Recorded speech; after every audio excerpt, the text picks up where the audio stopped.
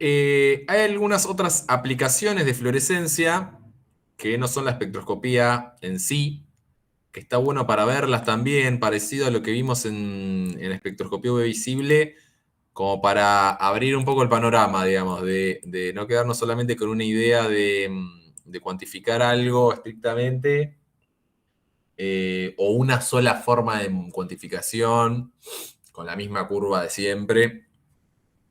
Y es un abanico súper amplio y a lo largo de la carrera van a ver distintos ejemplos. Yo acá les traigo algunos nomás. Eh, bueno, los residuos de los grupos triptofanos en las proteínas tienen la capacidad de fluorecer y pueden ser utilizados en algunas determinaciones, pero no son tan abundantes en las proteínas, no es que tenemos una proteína que es completamente llena de triptofanos, pero hay algunas proteínas que por sí mismas pueden fluorecer, y la más conocida es la GFP o Green Fluorescence Protein, y hay muchas derivadas de esta. Esta proteína se las encontró en unas medusas en la naturaleza, digamos, y se sabe, y están súper utilizadas en distintas aplicaciones de biología molecular y de biotecnología. Uno la puede irradiar con luz ultravioleta y florece en el visible. Son muy, muy llamativas. Eh, la GFP, digamos que naturalmente no está en cualquier lado, justo se las encontró en estos bichitos, pero la podemos utilizar para unirla a otras proteínas, por ejemplo, si queremos conocer la localización subcelular de una determinada proteína, por ejemplo, la podemos fusionar a GFP y después mirar al microscopio dónde encontramos fluorescencia, ¿no?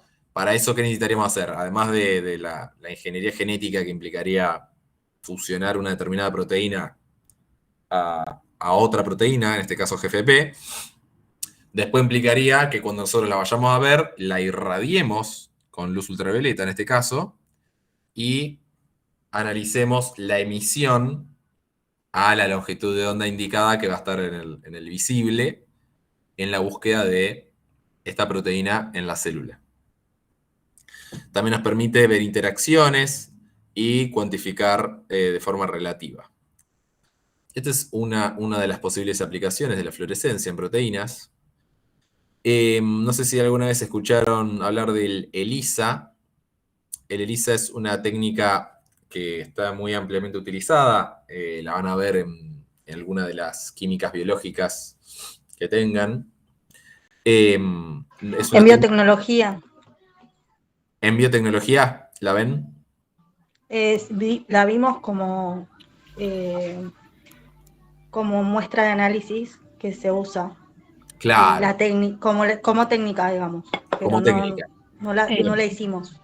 Ok. En inmuno se ve eso, En inmunología. inmuno también, claro.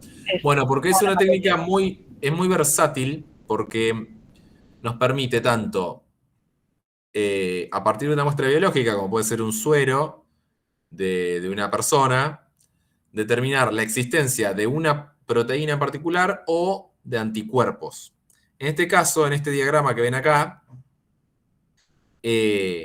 nosotros tenemos que pensar una placa con muchos wells, con muchos pocillos, es lo que llamamos wells, muchos pocillitos chiquititos que tienen unido, comúnmente en el habla coloquial, hay mucho spanglish en el habla coloquial de estas cosas. Se dice que está coateada con proteínas. O sea que su superficie está recubierta de determinados antígenos o proteínas que, por ejemplo, nos va a servir para detectar, para unir anticuerpos específicos a estas proteínas de acá. Entonces, por ejemplo, si nosotros queremos evaluar si una determinada muestra de suero tiene anticuerpos específicos para esta proteína celeste, nosotros incubamos este suero con una determinada dilución, teniendo cuidado algunos pasos experimentales, pero básicamente incubamos este suero en estos pocillos coateados con esta proteína, y luego esperamos que si existen anticuerpos se unan a estas proteínas que reconocen específicamente, y luego para revelarlo podemos usar una segunda tanda de anticuerpos que reconozcan a los primeros. Estos segundos anticuerpos, que son de amplio uso, que me van a permitir, reconocer muchos anticuerpos, muchas veces vienen con una proteína, o sea, puede venir fusionado con un fluoróforo o puede venir fusionado con una enzima que cataliza una reacción que produce luminiscencia. En este caso acá estaríamos añadiendo un sustrato que termine produciendo luminiscencia. ¿Bien? Entonces, una forma de utilizar quimioluminiscencia, o en el caso de ser un fluoróforo directamente unido, lo podemos medir por fluorescencia directamente. Entonces, ELISA tiene muchas variantes, digamos, porque puede servir tanto para determinar anticuerpos como para determinar proteínas. Nosotros también podemos coatear con anticuerpos e intentar detectar proteínas que reconozcan esos anticuerpos. Hay como distintas variantes, pero esta sería una forma básica, sencilla de entender cómo es la técnica. Y esto está bueno que es cuantitativo. Nosotros podemos medir la cantidad de luminiscencia de esto y en base a eso, utilizando una curva de calibración, estimar la cantidad de anticuerpos que tenemos en nuestra muestra. Y un procedimiento similar se puede hacer directamente sobre células. Acá les muestro células unas imágenes que yo saqué en mi trabajo, en el laboratorio de virología molecular. Estas son células de hámster que están infectadas con el virus del dengue. Y utilizamos particularmente un anticuerpo que reconoce una proteína de la envoltura de la partícula viral de dengue. Y ese anticuerpo de por sí no florece, pero acá utilizamos como un segundo anticuerpo que reconoce el primer anticuerpo. Y ese segundo anticuerpo es el que tiene un fluoróforo unido que nos permite hacer lo que sería microscopía de fluorescencia. En la microscopía de fluorescencia nosotros estamos irradiando con una longitud de onda específica para la excitación de nuestro fluoróforo y mirando únicamente la longitud de onda de emisión de nuestro fluoróforo. ¿Bien? Estamos haciendo ese doble filtro que vimos hace poco. Acá sería solamente viendo la señal el del lado izquierdo, ¿no? Solamente midiendo la señal del anticuerpo, y a la derecha estaremos midiendo también DAPI, que es un intercalante que se une al ADN, entonces nos marca el núcleo de las células.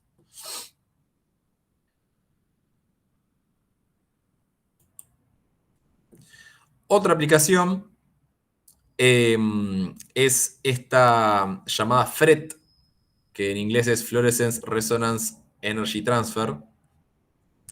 Tiene su complejidad. Lo que le permite este tipo de aplacamiento, se le llama, es utilizar dos moléculas donde una va a funcionar como donor y otra como aceptor. Entonces, lo importante de esto es entender que la molécula que emite, la molécula donora, solamente va a poder excitar a la aceptora si se encuentra a una distancia muy, muy cercana, de entre 1 y 10 nanómetros, o sea, menos de 10 nanómetros de distancia. En ese caso, si la orientación es correcta y la distancia es de menor a 10 nanómetros, se permite esta forma de transferencia de energía que no es radiativa, no es que emite fotones, sino que hay un tipo de resonancia dipolo-dipolo, se le llama. No vamos a entrar en demasiado detalle, pero lo importante es que es una forma de evaluar y hasta cuantificar la distancia entre moléculas. Entonces, lo que nosotros podemos hacer es, si sospechamos que una determinada proteína, acá azul, puede llegar a estar interaccionando con una proteína violeta, lo que podemos hacer es fusionar nuestra proteína donora a una de ellas y fusionar nuestra proteína aceptora a la otra proteína y luego evaluar si existe este proceso de, digamos, donación de energía a nuestra molécula aceptora. Para eso tienen que estar muy cerquita, como dijimos. Y algo que me olvidé de mencionar es, esta molécula donora emite fluorescencia si nosotros la excitamos con una determinada longitud de onda. Fíjense, si emitimos con longitud de onda de 405 nanómetros, a esta CFP emite luz a 477 nanómetros. Ahora, si ocurre este proceso FRET, este proceso de resonancia por fluorescencia, disminuye va a empezar a disminuir la cantidad de radiación emitida por la molécula donora, y vamos a empezar a obtener emisión de la molécula aceptora a 528 nanómetros. ¿Se entiende? Entonces, la fluorescencia emitida por el donor disminuye y la fluorescencia del aceptor, la fluorescencia de emisión del aceptor, aumenta. Y eso nos va a permitir dilucidar si por ejemplo, dos proteínas están interaccionando entre sí, porque permiten que justamente una proteína esté solapando sus orbitales con la otra, o sea que está en una distancia muy, muy pequeña.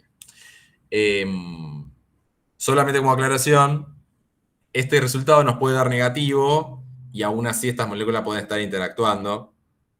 No es una técnica de blanco y negro, digamos, pero en caso de ser positiva, es un indicio muy claro de que esas proteínas efectivamente están interactuando. ¿Se entendió un poco la idea? ¿Tiene alguna pregunta?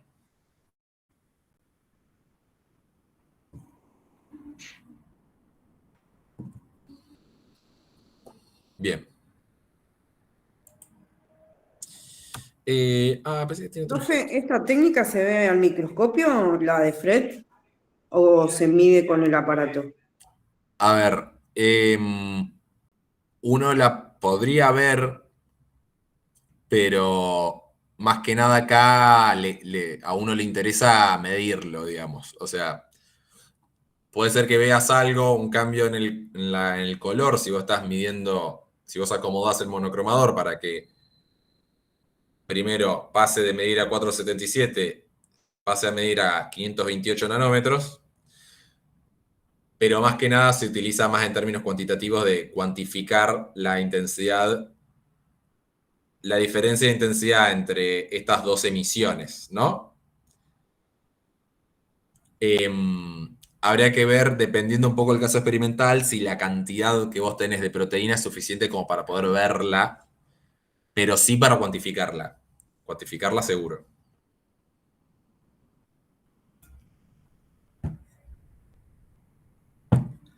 Bien. Y por último tenemos los métodos dispersivos. A ver, vamos a hacer como una especie de punto y aparte con respecto a todo lo que estuvimos hablando de absorción. ¿Por qué? Vamos a ver como métodos dispersivos lo que llamamos turbidimetría y nefelometría. Y hacemos, ¿por qué digo punto y aparte? Porque nosotros sabemos que para todas estas técnicas de espectroscopía, IR, UV visible, fluorescencia, ocurre una absorción de energía, que eso lleva a algún cambio en nuestra molécula, una excitación.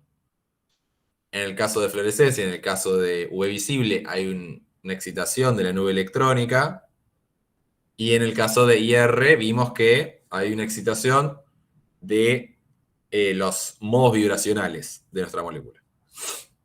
Acá no hay una interacción con las nubes electrónicas ni con los modos vibracionales. Acá lo que vamos a ver es que nuestra luz, cuando interactúa con partículas de nuestra suspensión, van a cambiar su dirección. Se va a producir lo que llamamos el fenómeno de dispersión. Y es importante conceptualmente poder diferenciarlo del proceso de absorción que estuvimos hablando. En el fenómeno de dispersión no hay interacción entre la luz y las nubes electrónicas en mis analitos. Lo que sucede es que la luz, al interactuar con las partículas de mi suspensión, cambian la dirección. Es como si chocaran con las partículas de mi suspensión y cambiaran su dirección. Ahora, ¿qué pasa? Nosotros efectivamente, si medimos la absorción luego de este choque, vamos a ver vamos a medir como si esto estuviese absorbiendo. Pero en realidad lo que sucede es que está disminuyendo la intensidad de la luz transmitida porque se está dispersando en todas las direcciones. Pero no es porque esté mi analito en sí absorbiendo esa luz. ¿Se entiende un poco la diferencia?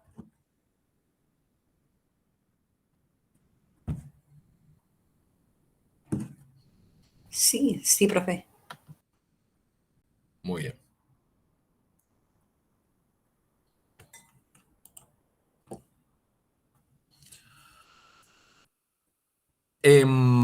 Bueno, nosotros sabemos que los microorganismos, como bacterias, levaduras y otros componentes de la biomasa en general, no son solubles en agua, sino que permanecen como partículas en suspensión. Bien, forman lo que conocemos como suspensiones. Esto es importante. Una solución, nosotros la vemos, digamos, sin cositas flotando, digamos. A nuestro ojo, al ojo desnudo, se ve como todo, se ve todo homogéneo. La dispersión, en cambio, perdón, las suspensiones se ven turbias. Es cuando nosotros vemos algo que se ve turbio, como que tiene cositas flotando. Eso es lo que llamamos, digamos, el producto de la dispersión de la luz. Forman esas suspensiones que caracterizamos usualmente como turbias. La intensidad de esta turbidez va a depender de la cantidad de partículas, como también entran en juego factores como el tamaño, la forma y algunas otras propiedades. Y nos interesa este tipo de técnicas porque se utiliza usualmente para monitorear el crecimiento de cultivos. Pueden ser bacterianos, como pueden ser cultivos de otro tipo de células. ¿Bien?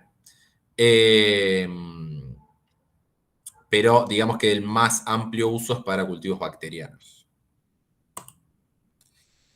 Bien, y vamos a ver dos formatos, dijimos, nefelometría y turbidimetría. Y básicamente la principal diferencia es a qué ángulo miden la luz dispersada. Partimos de la idea, reforzamos la idea. Nosotros vamos a estar midiendo la dispersión de la luz. Nosotros tenemos una luz incidente y vamos a medir el nivel de dispersión de esa luz. En la nefelometría vamos a estar midiendo la luz dispersada a 90 grados, fíjense. Tenemos la lámpara, un lente, la cubeta con la muestra y para el caso de nefelometría tenemos el detector a 90 grados. Requiere un equipo especial que tenga el detector justamente a 90 grados con respecto a la línea incidente. La turbidimetría mide también la luz dispersada, pero de forma lineal. O sea, en la misma línea de la luz incidente. Medimos acá la luz transmitida. Y la turbimetría nos permite poder utilizar un espectrofotómetro UV visible, porque básicamente el espectrofotómetro, si bien nos grafica absorción, ¿qué está midiendo? La diferencia entre la intensidad de la luz transmitida y la luz incidente. Entonces podemos usar tranquilamente un espectrofotómetro UV visible. Y acá tenemos las distintas ecuaciones que utilizaríamos. Para turbidimetría, vamos a poder establecer la relación entre lo que sería la concentración de partículas y la luz transmitida o dispersada. Podemos utilizar el valor de absorbancia como menos logaritmo de la transmitancia, de la misma manera que lo veíamos para espectroscopía visible. Y ahora tendríamos KLC, ¿bien? Una constante, L, la longitud, el camino óptico, y C como la cantidad de analito. Cantidad, digamos, por lo general esto va a estar en unidades de masa, ¿bien? Por lo general no estamos hablando, o sea, vamos a estar hablando por lo general de miligramo por litro, gramo por litro. No vamos a estar hablando de unidades molares. Y nefelometría es la otra técnica que vamos a ver, que es que va a utilizar, obviamente, también va a medir la intensidad, la dispersión de nuestra suspensión, pero acá fíjense que en la ecuación se establece como la intensidad de la luz dispersada la iguala a una constante, la intensidad de la luz incidente y la concentración de partículas. Son dos formatos distintos, pero nos va a servir. Ahora vamos a ver que hay que prestar atención a qué unidades utilizamos, ¿bien?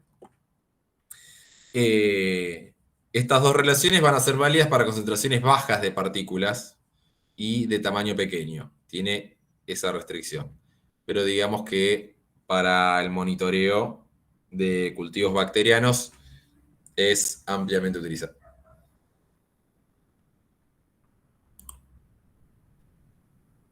Bien. Para la determinación de concentración o peso de muestras incógnitas, tenemos que construir curvas de calibración de turbidez. Y para eso utilizamos estándares. No es que vamos a tener, por ejemplo, estándares de bacteria.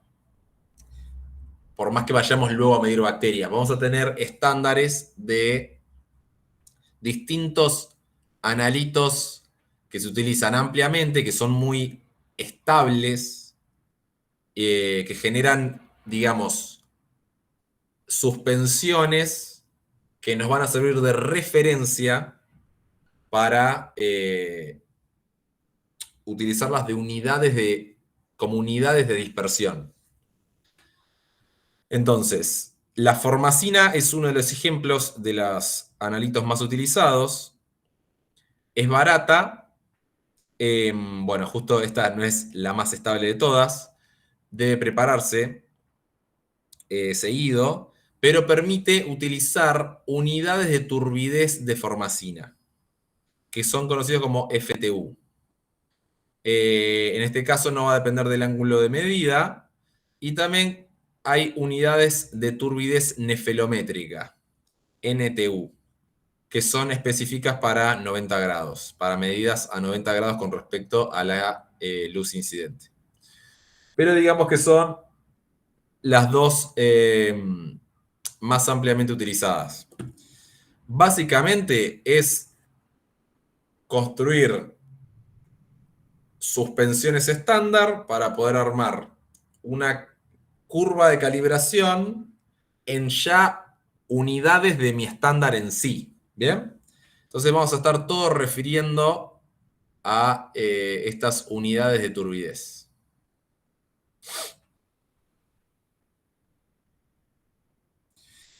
Y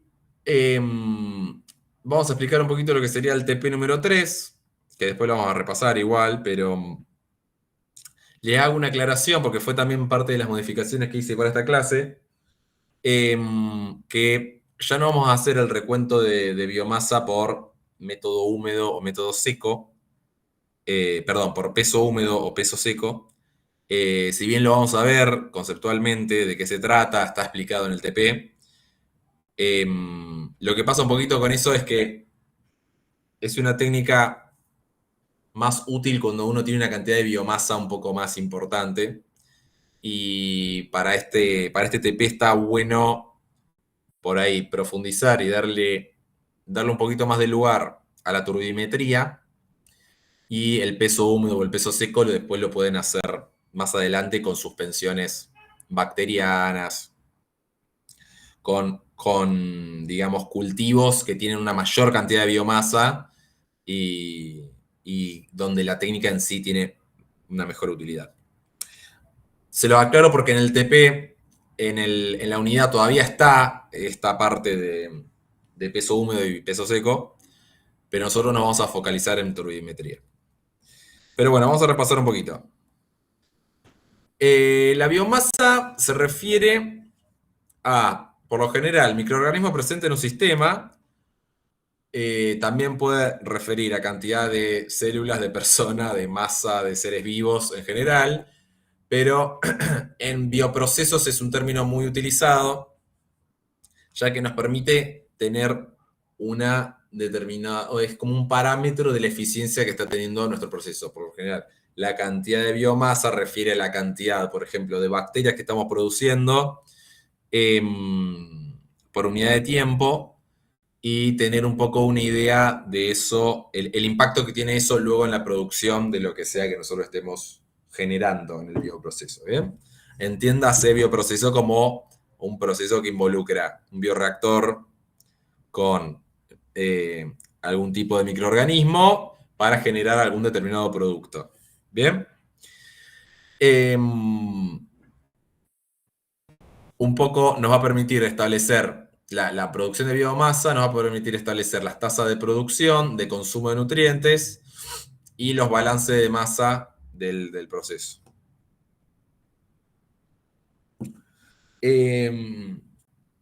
Los métodos, a ver, hay métodos directos para determinar biomasa, que implica contar el número de células o el peso celular, pero son poco prácticos. Los indirectos son más prácticos, como es la medición de la turbidez, determinación del peso húmedo y del peso seco. Y vamos a explicar un poquito de qué se trata. Primero el peso húmedo y el peso seco. El peso húmedo se obtiene a partir de una suspensión, que lo que hacemos básicamente es centrifugar la suspensión, quitar el sobrenadante, digamos, y una vez que sacamos el sobrenadante, pesar la biomasa obtenida, ¿bien? Lo que tenemos en contra en este tipo de técnicas es que siempre vamos a tener un recubrimiento de un cierto líquido que queda acompañando nuestra biomasa, ¿bien? Por eso le llamamos peso húmedo. Siempre, si lo hacemos, digamos, sin dejar demasiado tiempo, sin quitar del todo la humedad de nuestra muestra, siempre vamos a tener un recubrimiento húmedo que va a afectar nuestra medida. Lo que llamamos líquido retenido. Para el peso seco, lo que hacemos es a esta misma muestra, la llevamos a un proceso de secado a una determinada temperatura, y luego vamos a terminar obteniendo lo que sería nuestra biomasa recubierta con algunos sólidos, ¿bien? Que puede ser material inerte, polímeros extracelulares, alguna materia orgánica absorbida. Entonces también vamos a tener algo de error acá, no va a ser una medida hiper exacta, pero nos vamos a sacar de encima el recubrimiento húmedo, ¿bien? En este caso también vamos a medir con una balanza la cantidad de biomasa que tenemos en nuestro producto, en nuestro tubo. Y digamos que el cálculo va a ser la diferencia entre nuestro tubo vacío y nuestro tubo con, efectivamente, la biomasa obtenida.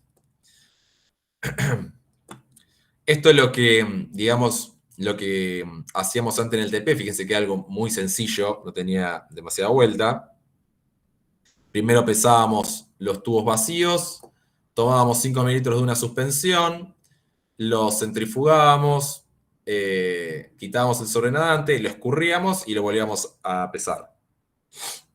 Entonces nuestro peso húmedo sería el peso inicial del tubo más la muestra húmeda, o sea, nuestro tubo final, menos el peso inicial del tubo sobre el volumen de la muestra. Eso sería básicamente el peso húmedo. Para el peso seco es lo mismo, nada más que vamos a someter al tubo a un proceso de secado a 50 grados toda la noche, se pesa de nuevo y en este caso el cálculo va a ser lo mismo, el peso del tubo más la muestra seca menos el peso inicial del tubo, todo dividido el volumen de la muestra. Y obviamente promediando los valores de las réplicas. Esto, cuando uno tiene una suspensión de muy poquita biomasa, no obtiene muy buenos resultados.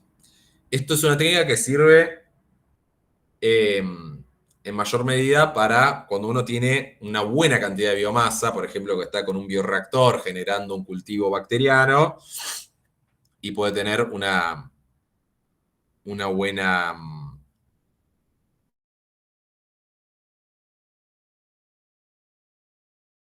en la técnica de turbimetría. ¿Bien? No, vamos a determinar la biomasa de una suspensión de levaduras con esta técnica.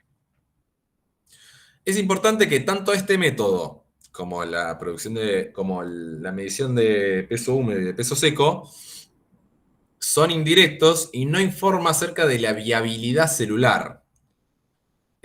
O sea, no podemos decir qué células de nuestra suspensión están vivas con su membrana celular íntegra y viables.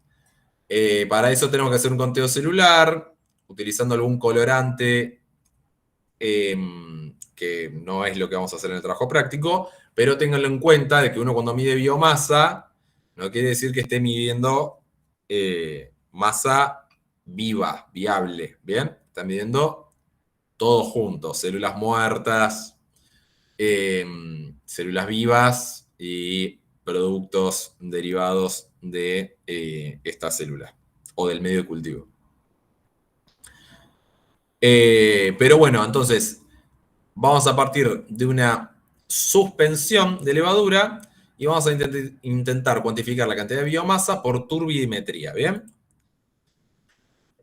Vamos a utilizar un turbidímetro portátil y la idea es, primero, preparar diluciones de una suspensión madre en un esquema como el que se muestra acá, donde vamos a partir de una suspensión madre, poner distintas diluciones de la misma, con distintas, obviamente, proporciones de agua estéril que las acompañe, haciendo lo que serían diluciones 1 en 5, 1 en 10, 1 en 20, 1 en 50 y 1 en 100. Y la idea es, además de preparar esto que va a ser nuestra referencia, vamos a estar partiendo de una suspensión de cantidad conocida, calibrar con suspensiones comerciales de formacina. Entonces, nuestro equipo toma como referencia las suspensiones de formacina y nos va a expresar cada una de nuestras medidas de suspensión, nuestras suspensiones de cantidad conocida, en unidades NTU, unidades de turbidez NTU. Entonces vamos a poder graficar una curva de calibración de turbidez versus concentración o cantidad de biomasa. Esto piénsenlo que vamos a estar con unidades de gramos por mililitro. Entonces vamos a tener en el eje Y, no lo tengo acá, pero sería un eje Y que va a describir la turbidez en unidades de NTU, y un eje X que nos va a medir esta referencia que nosotros tenemos, que va a estar en gramos por litro. ¿Bien? O sea, turbidez versus cantidad de biomasa. Con esa curva de calibración lo vamos a poder cuantificar la cantidad de biomasa que haya en una suspensión incógnita. ¿Bien? ¿Y qué les parece que tendremos que tener en cuenta para utilizar la curva de calibración?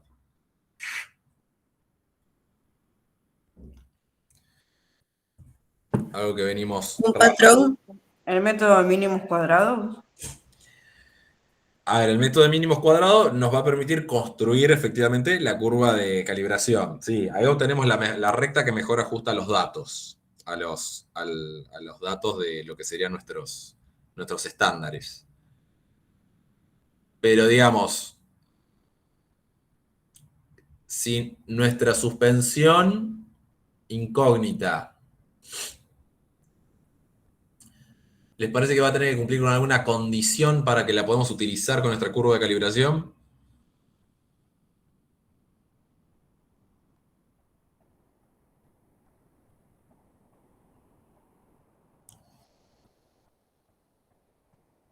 Piensen en espectroscopía. Profe, no sé, pero pienso en primero un patrón y hacer la longitud de onda. Puede ser. Longitud de onda, no. ¿Se acuerdan que tenés que cumplir? Absorbancia entre 0 y 1. Con la ley de Lambert-Beer. Bueno, ahora no vamos a estar utilizando la ley de Lambert-Beer. Y acordate que ahora no vamos a tener valores de absorbancia. El equipo nos va a devolver unidades de turbidez en unidades NTU. No, porque es lo que no absorbe, es lo que se refleja, digamos. O sea, no lo que se refleja, lo que se dispersa. Lo que se dispersa, perdón. Claro, bien. No, está bien igual. Pero piensa en términos de nuestra curva de calibración. Si vamos de determinada... de 1 gramo por litro a 10 gramos por litro en nuestra curva de calibración, ¿qué tenemos que chequear cuando vayamos a medir nuestra unidad, nuestra muestra incógnita? Las diluciones. Las cuestiones. No, ¿a qué se refieren con las diluciones? ¿Qué chequearían?